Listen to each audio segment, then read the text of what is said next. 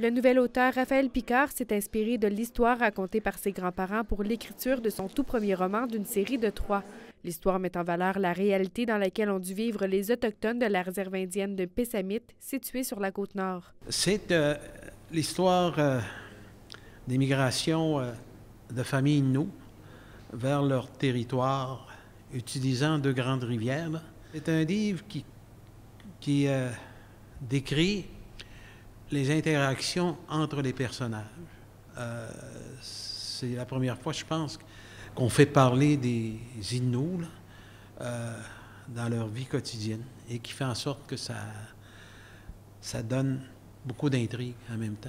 Son livre est d'abord publié en français, mais sera éventuellement traduit en anglais et possiblement en Innu. M. Picard souligne toutefois que la traduction en Innu sera plus complexe. Mais ce sera d'avoir une entente entre les différentes communautés Innu parce qu'il y a une différence entre l'orthographe.